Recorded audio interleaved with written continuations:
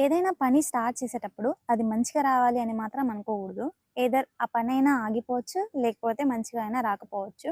So, ఇదెందుకంటున్నానంటే నేను తర్వాతయితే చెప్తాను. ఈరోజు మా మాడ్యూల్ వాళ్ళు 2 బ్యాచ్‌లుగా డివైడ్ అయిపోయినారు. సో, మార్నింగ్ షిఫ్ట్ వాళ్ళొచ్చేసి మురుకులు చేసేసినారు.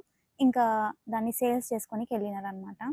సో, మాదైతే ఆఫ్టర్‌నూన్ షిఫ్ట్ అనమాట. మేమైతే మష్రూమ్ రోల్స్ అయితే చేస్తున్నాం ఈరోజు. రీసెంట్‌గానే మష్రూమ్ శాండ్‌విచ్ గూడా చేసినాం. అది గూడా చాలా మంచిగా వచ్చింది.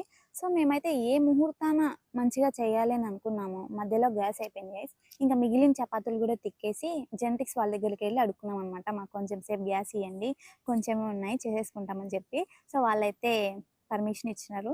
సో, తర్వాత చపాతీలు కాల్చేసుకొని వచ్చి స్టఫింగ్ అయితే చేసుకున్నామనమాట. స్టఫింగ్ చేసి ఒక రోల్ 40 రూపీస్‌కైతే అమ్మినాము. వర్తా కదా మీరైతే కామెంట్ చేయండి. సో, ఈ రోల్స్ అయితే చాలా బావున్నాయి. Compare to sandwich I think mushroom rolls are better.